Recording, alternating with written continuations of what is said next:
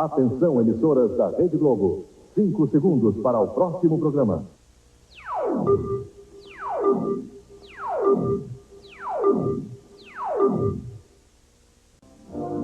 Traficantes invadem uma favela do Rio e fuzilam 4 pessoas no meio de uma roda de pagode. O motorista de um carro forte dribla os assaltantes num túnel em São Paulo e escapa até das rajadas de metralhadora. 7 dias de chuva no Paraná. A inundação chega à Foz do Iguaçu e triplica o volume de água nas cataratas. Uma cidade no interior de São Paulo dá um choque na administração pública e reduz a folha de pagamento a 0. Os cupins devoram uma montanha de dinheiro todo ano no Brasil. E só 15% das empresas especializadas conseguem combater a praga. Alain Prost perde a direção em Portugal e bate na véspera da corrida que pode valer o título de tetracampeão mundial na Fórmula 1. O Jornal Nacional está começando. Traficantes espalham o terror numa favela do Rio. Eles acordaram os moradores no meio da madrugada com tiros para o ar e acabaram com uma roda de pagode, fuzilando 4 pessoas na frente de todo mundo. Os traficantes da favela Nova Holanda, em Bom Sucesso, subúrbio do Rio, deram uma demonstração de força para calar os moradores. 4 homens foram condenados pela quadrilha por romper a lei do silêncio e executados em público com tiros de revólveres e escopetas. As vítimas foram executadas na rua principal da favela, que estava cheia de gente de madrugada por causa de uma roda de pagode. Os traficantes chegaram atirando para o alto e mandaram a música parar. O líder da quadrilha, conhecido como Gigante, trouxe os 4 homens para o meio da rua e disse que eles iriam morrer porque eram informantes da polícia e comandou o fuzilamento na frente de centenas de pessoas. Os corpos ainda foram arrastados pelas ruas e deixados em lugares diferentes da favela. A polícia temia uma emboscada dos traficantes e só entrou na favela 12 horas depois do crime. O medo silenciou os moradores. Você viu quem matou ele? Qual o senhor?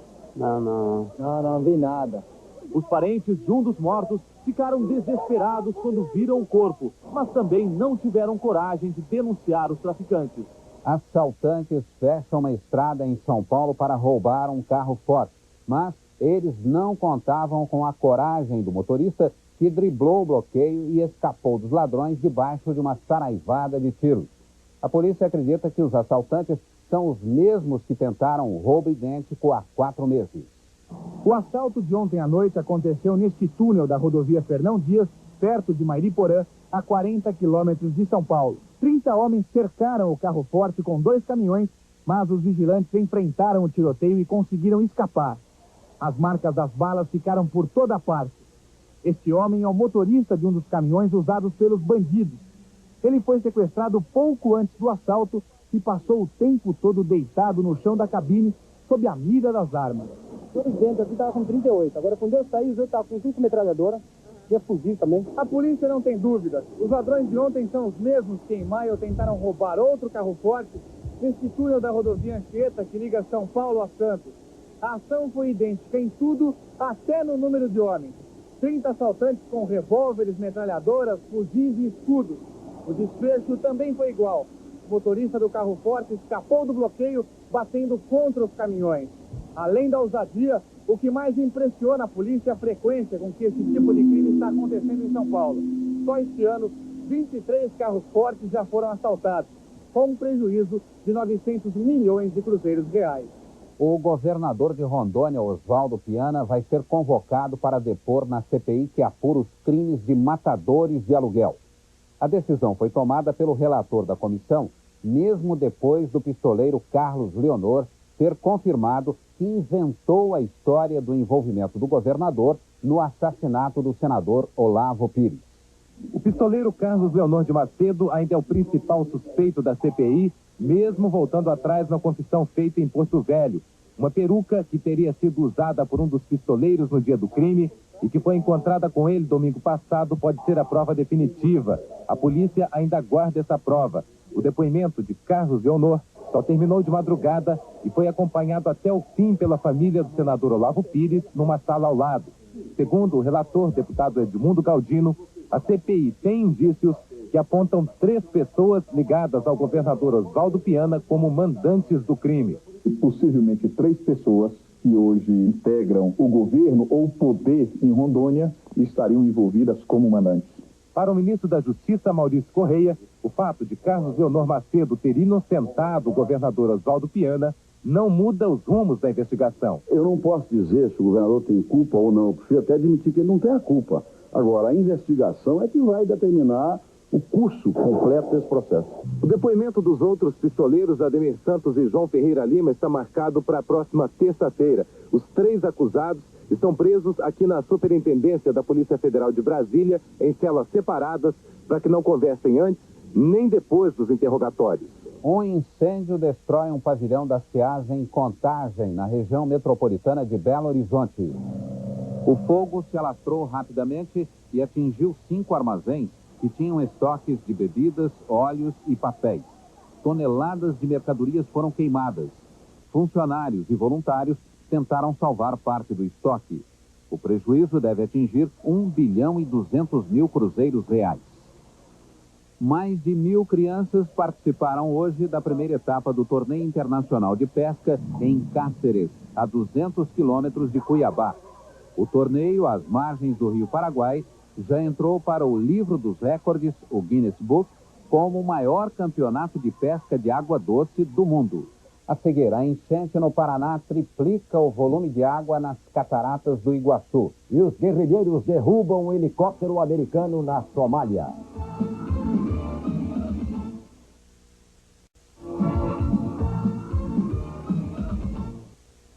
Guerrilheiros da Somália derrubam um helicóptero dos Estados Unidos em Mogadíscio. 3 soldados americanos morreram e 2 ficaram feridos.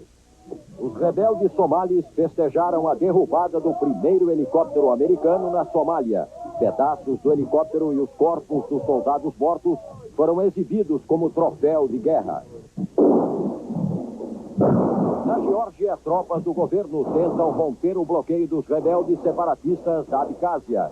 Intenso bombardeio impede a chegada de reforços à cidade de Sukhumi. O mau tempo provoca inundações e mata 6 pessoas nos Alpes suíços. O rio que banha a região de Brig transbordou. A cidade, que é uma importante conexão internacional de trens, ficou praticamente debaixo d'água com a tempestade. Chove há uma semana no Paraná e o volume de água nas cataratas do Iguaçu triplicou. Na região metropolitana de Curitiba, bairros inteiros estão alagados.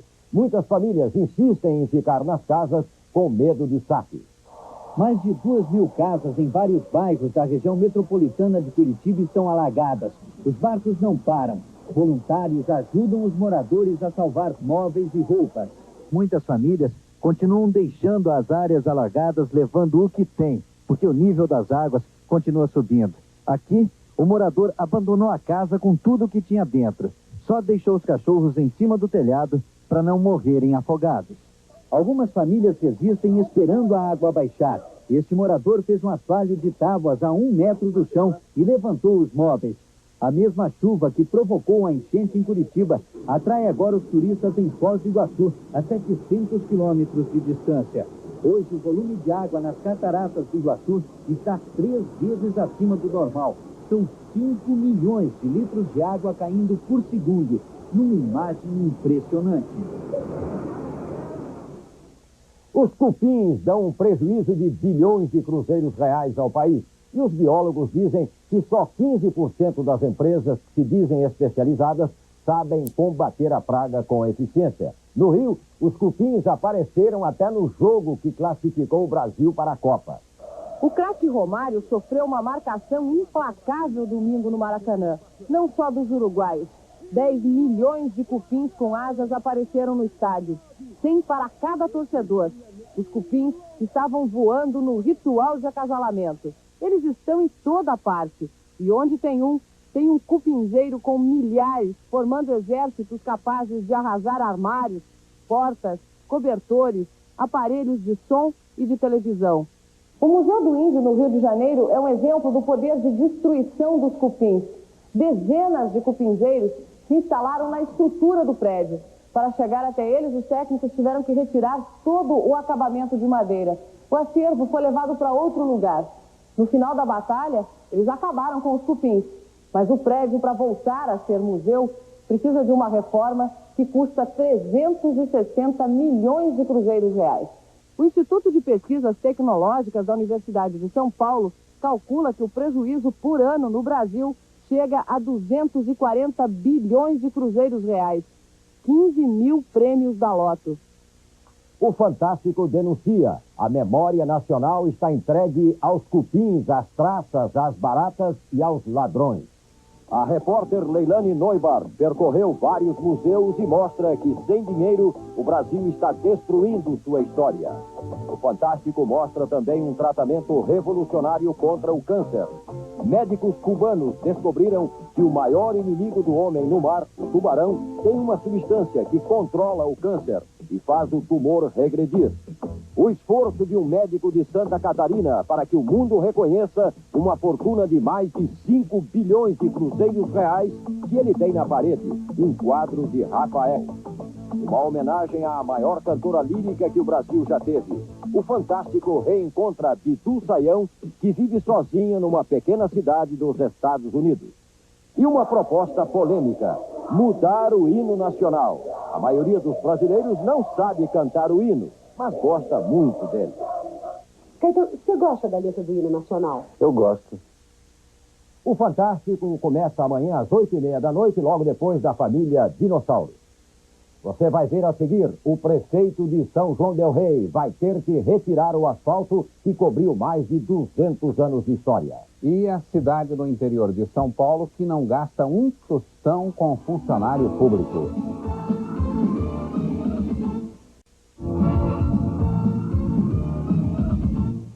O prefeito de São João del Rei vai ter que retirar o asfalto da parte mais antiga da cidade. O Ministério Público quer que o prefeito pague do próprio bolso as despesas com a restauração do que foi modificado no patrimônio histórico da cidade. O prefeito de São João del Rei parou as obras ontem, avisando que já estava tudo pronto. 600 dos 1.500 metros do calçamento de pedra da rua Santo Antônio foram cobertos pelo asfalto. Ontem à noite, o juiz da 8ª Vara Criminal da Justiça Federal em Belo Horizonte concedeu uma liminar pedida pela Procuradoria-Geral da República, protegendo o patrimônio de São João del Rei. Com essa liminar, o prefeito está obrigado a suspender as obras em todas as áreas tombadas pelo patrimônio histórico na cidade. E tudo o que foi alterado, ele terá que deixar do jeito que era antes. Na ação principal, a Procuradoria-Geral da República exige que a prefeitura, pintada em azul forte, retorne à velha pintura branca e que as escadarias do Teatro Municipal, que foram desmanchadas, sejam refeitas com as pedras originais. Todo o asfalto da rua Santo Antônio terá que ser retirado, deixando à mostra, de novo, as pedras centenárias que cobrem a mais antiga entrada da cidade. O prefeito não aceitou a decisão da Justiça e disse que vai impetrar todos os recursos possíveis para garantir as obras do patrimônio histórico que já foram feitas e as que ainda não estão prontas. O Ministério Público informou que o prefeito pode ser preso se não cumprir a decisão da Justiça. Você já imaginou uma cidade sem funcionários públicos? Pois ela existe. E fica no interior de São Paulo. É Campina do Monte Alegre, uma cidade de 6 mil habitantes, onde os secretários do prefeito trabalham de graça. Um exemplo de como enxugar os gastos públicos. Criado há apenas 9 meses, o município entrou no galope da transparência e da austeridade. Aqui, os fantasmas não se divertem com o dinheiro público. Toda vez que precisa contratar alguém, a prefeitura recorre a uma cooperativa de serviços que reúne trabalhadores de várias áreas, de garis a médicos, de motoristas a professores. Assim, além da economia com os encargos sociais, a prefeitura fica à vontade para mandar embora quem estiver confundindo local de trabalho com cabide de emprego. Enquanto a maioria dos municípios gasta quase tudo o que arrecada com funcionários, Campina do Monte Alegre investe só 20% em salários. Com dinheiro de sobra, a cidade cresce em ritmo acelerado. Até a prefeitura, que hoje funciona numa casa alugada, vai ganhar sede própria. O projeto já está pronto. Esse exemplo de Campina do Monte Alegre, sem funcionário público, terceirizando todas as atividades, É um modelo para o Brasil e para os nossos municípios. Quem ajuda o prefeito a levar adiante esse novo estilo de administrar são voluntários, que fazem o papel de secretários e se reúnem para definir as prioridades do município. Quando vocês decidem alguma coisa que o povo não gosta, o que acontece? A gente sempre volta atrás, faz a vontade do povo. Uma estrada entre o Brasil e a Bolívia vai abrir um corredor de exportação entre dois portos, Santos, em São Paulo, e Iquique, no Chile. O último trecho da estrada está sendo construído em regime de mutirão, financiado por empresários de Mato Grosso do Sul e da Bolívia. A obra tornará possível a ligação por asfalto entre o Porto de Santos, no Atlântico, e a cidade chilena de Iquique, na costa do Pacífico. O mutirão será responsável pela construção da estrada entre Corumbá, em Mato Grosso do Sul, e Santa Cruz de la Sierra, na Bolívia. A obra de 180 quilômetros vai diminuir consideravelmente o custo do transporte para a importação. O mutirão só está funcionando no final de semana, quando as prefeituras da fronteira cedem as máquinas. O material e o combustível são doados pelos empresários e o asfalto ficará por conta do governo boliviano. Outro lado bom é que a nova estrada vai ter mão dupla no caminho da economia. A expectativa é aumentar também as exportações. Só aqui em Porto Aguirre, na Bolívia, os empresários garantem que o Brasil pode faturar 20 milhões de dólares por dia, 5 vezes mais que o movimento atual. O presidente da Câmara de Comércio e Exportação de Porto Soares diz que alguns investimentos já começaram ao longo da estrada, como esta fábrica de cimento e este hotel cassino. A mesma euforia acontece do lado brasileiro. O setor que a curto prazo deve ser beneficiado é o comércio exterior e o turismo, e a longo prazo as indústrias. O programa Criança Esperança da Rede Globo e Unicef serve de exemplo para outros países. O representante do Unicef no Brasil mandou uma carta à direção da Rede Globo informando que a TV Pan-Americana do Peru começa amanhã uma campanha em defesa da criança e do adolescente baseada na experiência brasileira. A seguir, médicos de Pernambuco descobrem um método que acaba com o tumor no cérebro em 2 dias. E os gols da rodada de hoje do Campeonato Brasileiro.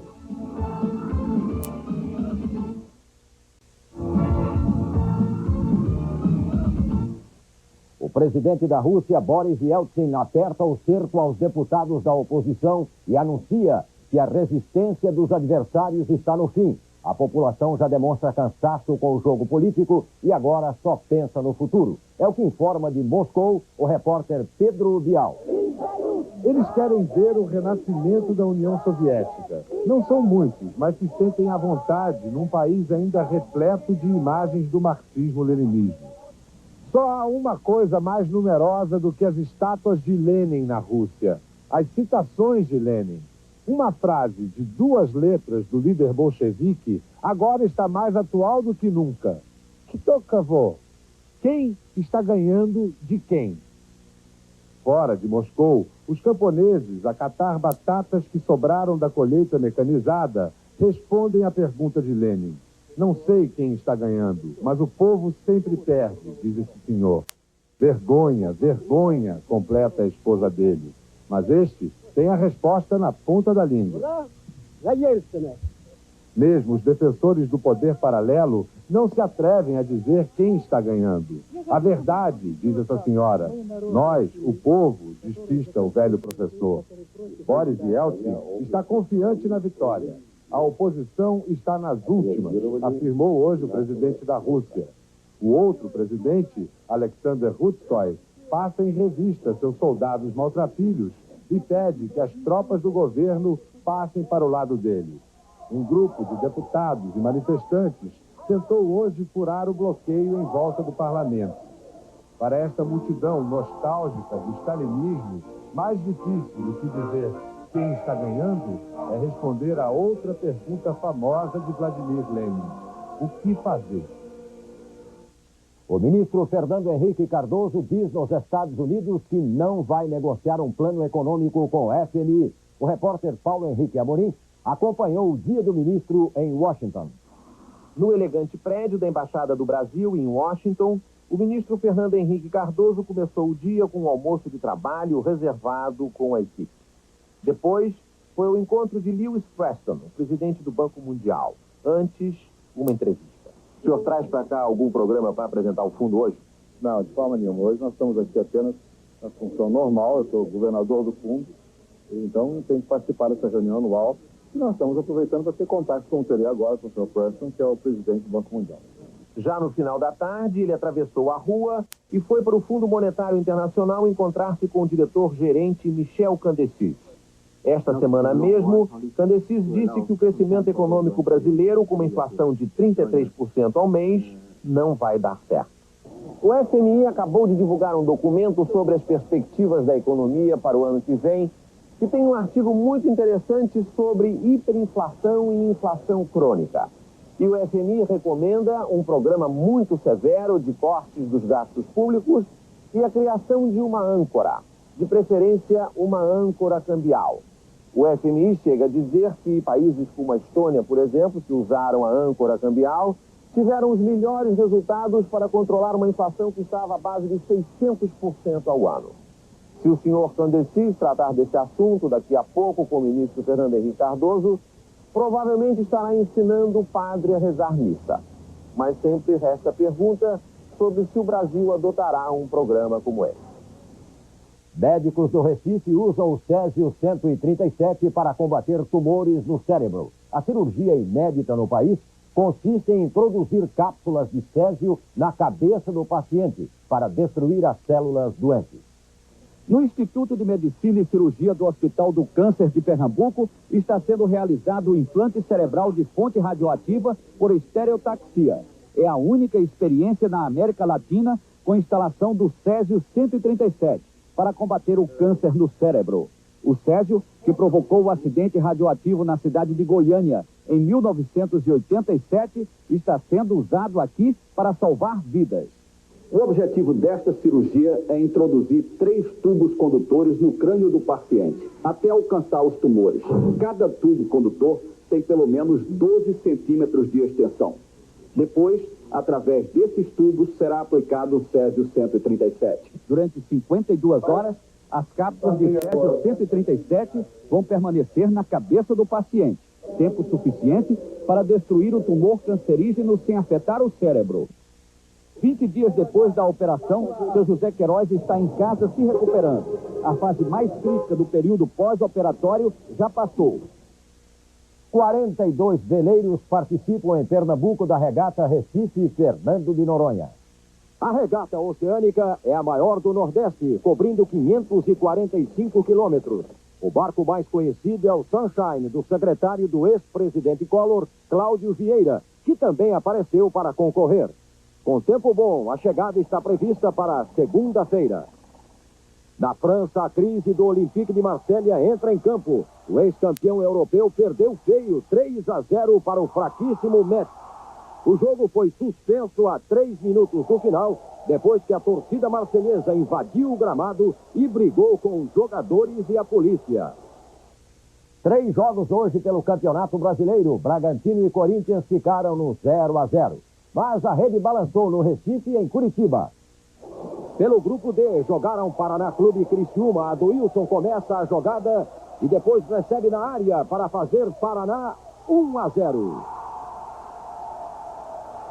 No segundo tempo, o mesmo Adoilson sofre pênalti.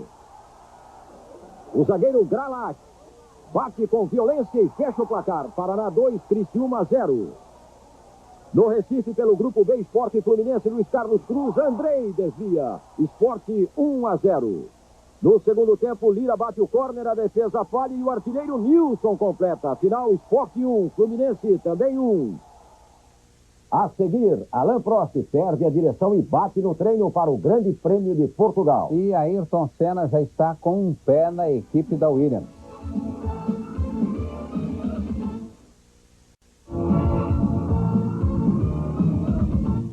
A convenção do PFL define a posição do partido em relação à reforma constitucional e elege amanhã o novo presidente. O ex-ministro Jorge Bonhausen é candidato único. O nome dele será confirmado amanhã. Hoje, o PFL defendeu que a revisão constitucional tem que ser feita já. de 6 de outubro até março do ano que vem. Podemos fazer uma agenda mínima e temos que necessariamente mexer na ordem econômica, encontrar um modelo da previdência social e fazer um sistema tributário simplificado. O PSL passou para o papel todas as propostas do partido para a revisão constitucional. Um trabalho que começou a ser feito há 5 meses. E entre as ideias apresentadas aqui hoje está a de acabar com a declaração do imposto de renda. O imposto seria pago apenas na fonte, com uma alíquota única de 10%.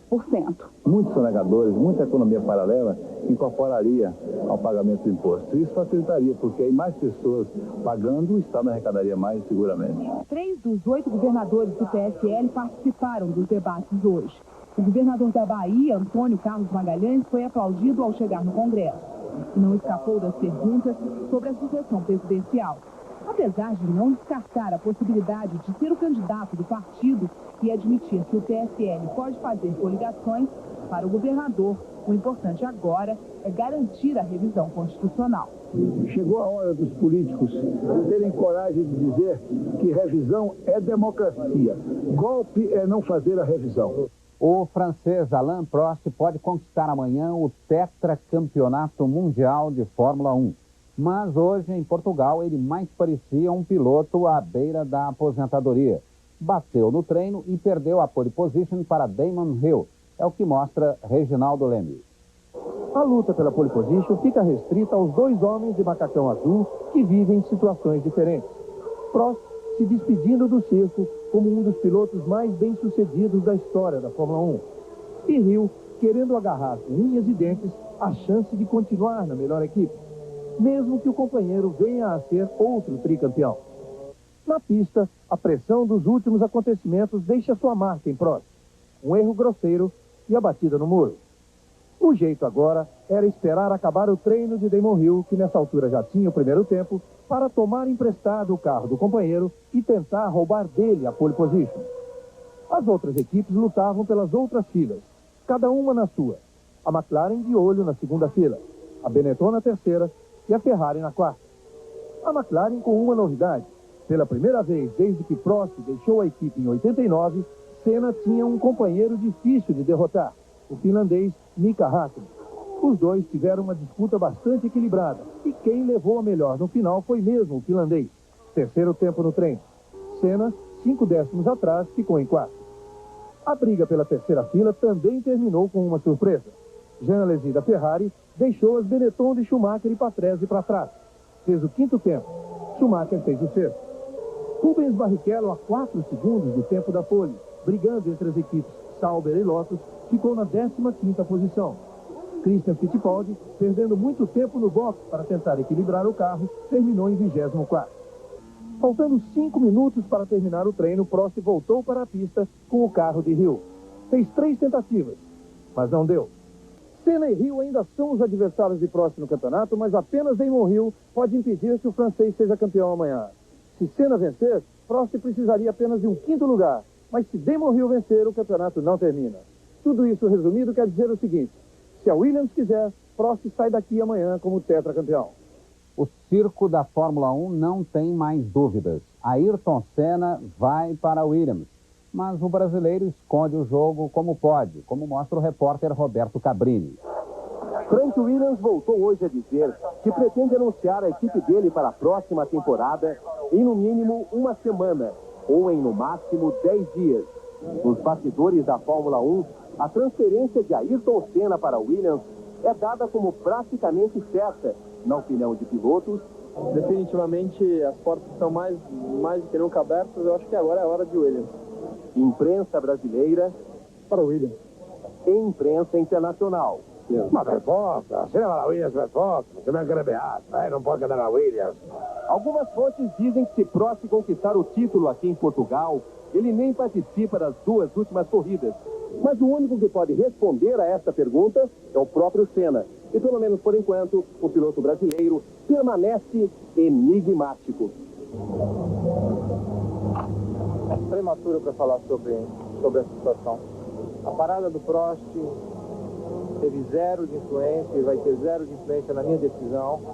Eu não tenho problemas de nenhum lado. Eu tenho a porta aberta em todos os lados que eu quiser correr. E Na hora certa a gente vai falar sobre o futuro. A Rede Globo transmite o Grande Prêmio de Portugal ao vivo, direto do Estoril, amanhã a partir das 10 horas da manhã. Boa noite. Boa noite. A seguir, Renascer. E logo após, Escolinha do Professor Raimundo.